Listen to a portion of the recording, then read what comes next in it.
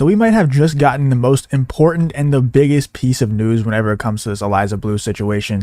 This is pretty big because it's some of the people who have been defending Eliza Bleu the most in Tim Pool. Obviously, Tim Pool has already flip-flopped. He's already joined our side and said that he's kind of, not really all the way, but kind of disavowing everything that Eliza Bleu is doing. He's definitely going after the censorship that is happening on Twitter and YouTube from Eliza Bleu, and that's really the most important part of this whole situation. It's not really disproving her story, even though she did lie and steal money from certain people because of her story and because of her lies. The most important part of the Eliza Bleu situation is the censorship, and Tim Pool has at least been open about that. But now Shane Cashman, who was the one who wrote the article for Timcast IRL, is also possibly backtracking. I think it's pretty positive that he is going to be backtracking. We have this tweet from Defengo right here that came out this morning or earlier today, and he says, just got off the phone with Shane Cashman on this Eliza Bleu story. There is going to be another part/update to this story. And when I saw this, I was like, yeah, great. Now I have to read a whole nother Shane Cashman article. That's just awesome. I love reading Shane Cashman articles so much. But if you don't know, there was someone in part 3 of Shane Cashman's Eliza Bleu story, emphasis on story because he loves to act like he's a novelist. But there was someone in part 3 who he kept calling gang stalker in part 3. And everyone kind of assumed that it was Defengo. And it pretty much was Defengo. That's confirmed in something that I'll show you later on. But everyone thought it was Defengo because he was the first one to kind of start questioning all this Eliza Bleu stuff. And a lot of people were saying he could have grounds to sue because of some of the things that he was saying about Defengo/Gangstalker. Well, now we got this news from that umbrella guy. Breaking: Timcast has pulled the third Shane Cashman article. They did it because Tim Pool and Cashman would get sued for their gangstalker claims while simping Eliza Bleu otherwise. So Defengo got off the phone with Shane Cashman earlier today, stating that there was going to be another part/update to the story. I thought he was just going to write another article, get some more clicks, possibly go a little bit harder on Eliza Bleu than he was before. But it looks like he removed part 3 entirely, and they're going to rewrite part 3 to make it more palatable, to make it more honest. I responded and said this: I'm so excited to read another part of Shane Cashman cosplaying as a Shakespearean novelist and not giving any valuable info on the case he's supposed to report on. Like I said, I'm glad they removed part 3 because it was really bad. There was nothing interesting about it at all other than the gangstalker stuff. It kind of did suck me in a little. I thought I was reading a fiction story for a second, but other than that, it was just all BS, dude. There was nothing of substance in that regarding Eliza Bleu. Frank Pellegrino says, sounds like something a gangstalker would say. But this is crazy, dude. They actually pulled part 3 of the Cashman article. I didn't think this would happen. This didn't even cross my mind as a possibility that could happen. Here's another tweet from that umbrella guy. It says, Timcast Shane Cashman went next level defending Eliza Bleu to the point that the person they covered could well sue him and Tim Pool. This was right when the article came out.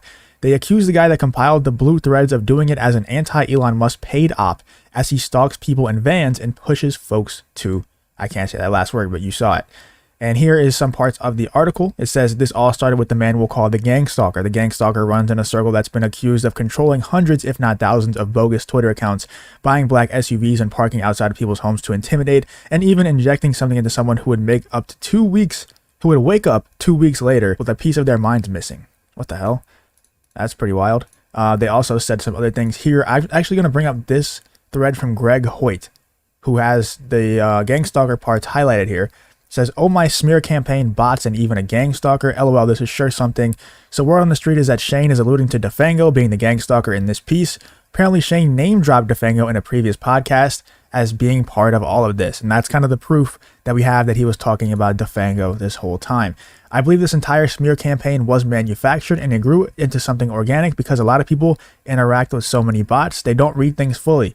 Don't go beyond the clickbait. That is nearly impossible to tell them apart. Look at how by the time this story wormed its way up to one of the most well-known political commentators, they were thinking Eliza was a genuine employee at Twitter. No, I don't think anybody thought that. I really don't think anybody thought that. If they did, they were pretty dumb. I think we just thought that she had some kind of pull, which she obviously does. She has serious pull at Twitter because Brittany Venti is still banned or still suspended. She's still locked out of her account. And there's a lot of other people who refuse to take the images down that they got suspended for still because they're completely legal. They're completely within the TOS to post. There's a lot of other people just like Brittany Venti who are still locked out of their accounts. And they're putting warning labels on Eliza Bleu's tweets. Whenever she's lying about being trafficked, she's lying about being a victim. At least they're doing that. But there is still a ton of people who are locked out of their accounts for posting those pictures of the World Star Hip Hop video. So She definitely has some sort of pull at Twitter, and there's no doubt about it. YouTube too. People are getting their videos removed from YouTube. Chrissy Mayer, Steel Toe Morning Show, a lot of other people are getting their videos completely removed from YouTube for simply showing images and showing clips from that World Star Hip Hop video. And it just doesn't make any sense because they are publicly available. She doesn't own them. She got paid to make them, and she even bragged about it, and she begged to be in more after. It's maddening having to watch a story mutate like this, but we grew up talking about the game of telephone for a reason. As much as everyone crying about how Eliza's situation was a case for gatekeeping on podcasts, as much as they ridiculed show hosts for not properly vetting their guests, these very same people hadn't vetted the one person that started the entire controversy in the first place. Or maybe they did, and they all worked together. In the wake of YouTube suspensions connected to World Star Hip Hop video, a lot of YouTube commentators started saying that podcasts should start vetting their guests better. Hey, maybe he's talking about me, because that was something that we were hammering home a lot. I would suggest that the same should go for your sources of information, the people you are willing to pal around with as you mock someone's downfall. Here's the thing, man.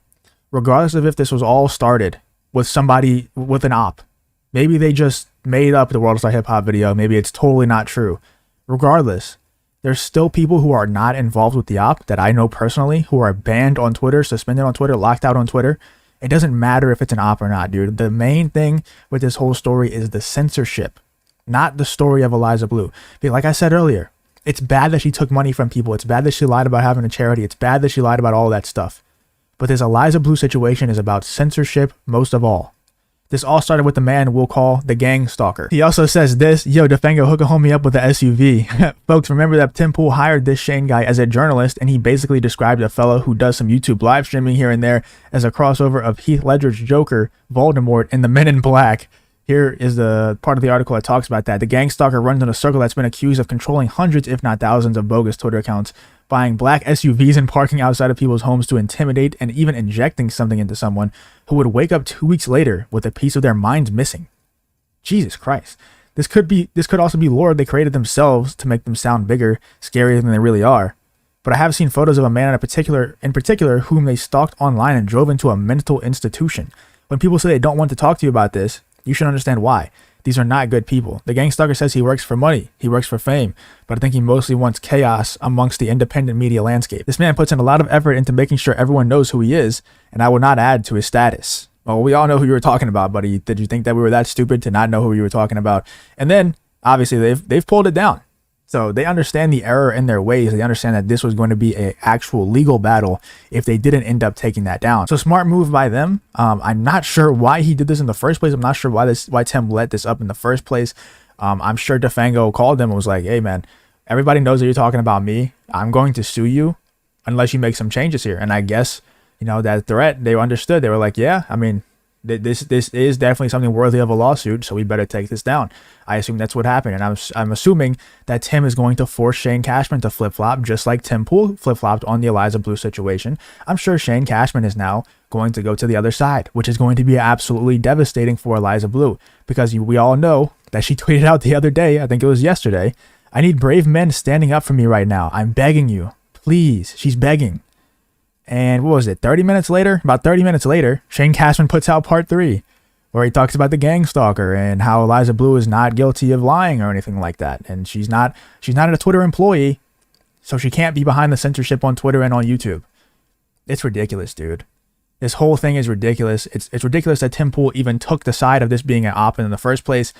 And like I said, even if it was an op, Shane Cashman, this whole thing the Eliza Bleu situation wasn't about if Eliza Bleu was lying or not about her trafficking. It's not about if she's a victim or not. It's about the censorship that's going on YouTube and Twitter. It's about the paychecks that are being taken out of people's pockets because this woman has pull with YouTube and Twitter somehow, and it's taking money away from people. It's censoring people. It's getting their videos removed.